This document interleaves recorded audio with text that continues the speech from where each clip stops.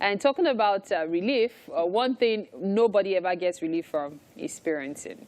The moment you become a parent, in most cases, you remain a parent till the day you depart from this world. So, of course, that's why we have to talk parenting. It's an integral part of our lives. And to do justice to that today is Femi Shofoluwe. He is a thoroughbred, passionate youth teacher with more than a decade hands-on experience. And today we will be talking about right parenting, wrong parenting. Now, just so you know, Femi has a burning desire to see an average youth become an exceptional young adult, and that is something I find really commendable. So in the process of making this exceptional young adult, let's talk about parenting, wrong parenting. I know you put it as right parenting, but I'm going to turn it upside down. Wrong parenting, right parenting. Let's start from the wrong parenting. What exactly amounts to wrong parenting? Good morning. Thank you for having me again. Great to have you on the show. All right. You see, I would like to start with the fact that parenting is more than just building a family. It's more about building the future of a society, because family is an integral part, is a major constituent of a society.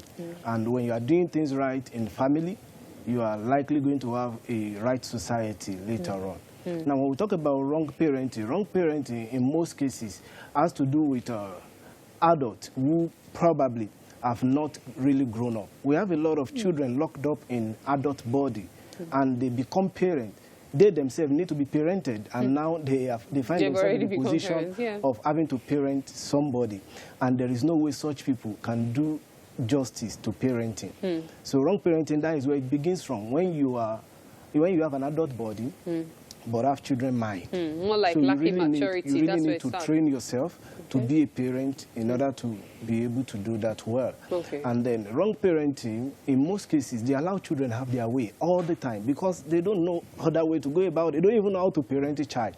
So when a child is left to themselves and they have their way all the time, I don't see that as raising children. I see it more as rearing children. You rear goats.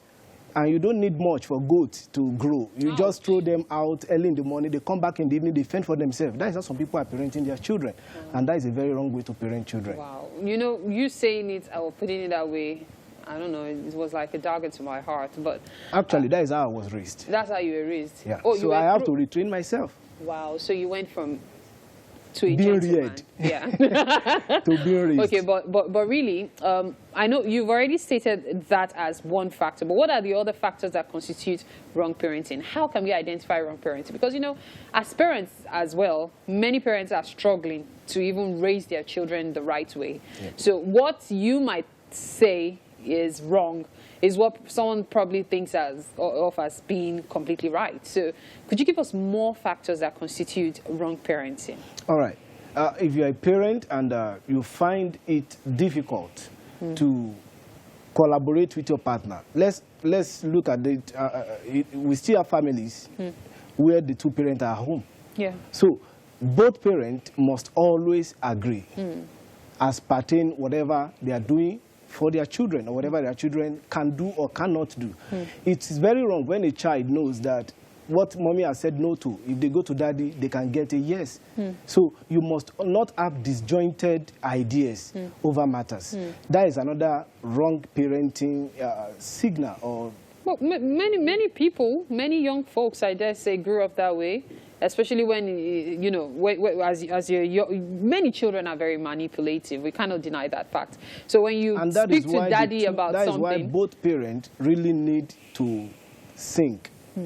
They must gel, they must talk, they must... In fact, when you are not sure what your partner has said over a matter, you need to verify that and find out before you give answer to your children over such matter. Wow. So this is actually more about having the same mind with your partner. It's necessary. Okay. So what else constitutes wrong parenting? I would like also to say that if you are a parent and you have troubled childhood, you are likely going to have trouble raising your own children. It has been discovered that most early psychopaths, they grow up from a disjointed family, from a family where the parent may be around, but they are not really available emotionally. So early psychopath is traceable to such parenting, where the man or the woman is at home, but in their mind, emotionally, they are not there. Then, if you don't trash the emotion of your children. Their emotion is genuine, is valid. And if you find it difficult as a parent to relate with the emotion and the feelings of your children, you probably need to check it. You know, we should. You don't trivialize their feelings. This is a very important subject, and I think someday we should talk about managing your child's emotions, because it's very, very tricky. On the one hand, it can seem like, oh, the child is being manipulative. And so it's like a thin line in between. But it's not something for today for us to talk about. Now, we've talked so much about wrong parenting. Let's talk about right parenting. What makes up right parenting? I'm just going to sum this up in one word: discipline. And the reason for this is because of time. And when I say discipline, of course, African setting, generally we believe that discipline is all about correction. Discipline is not about correction. Discipline and the word disciple, they came from the same root word. And they both means instruct and correct. But in Africa, we correct without instructing.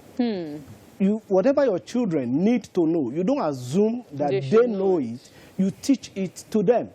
That is the way school system works. You go to school 3 months, you are taught, you are assessed, you are corrected, then you are allowed to write exam for just 1 or 2 weeks. Femi, but in most cases in Africa, we tend to teach our children once and use the rest of their life to correct them. Yes, that we actually teach them, and then we use the rod to correct forever. But it's a good thing. Thank you so much for your time, Femi Shofoluwe. Thank you for always a pleasure having a conversation with you. Okay, so we will take a break, and then of course we'll be back. Stay with us. Let's wake up Nigeria.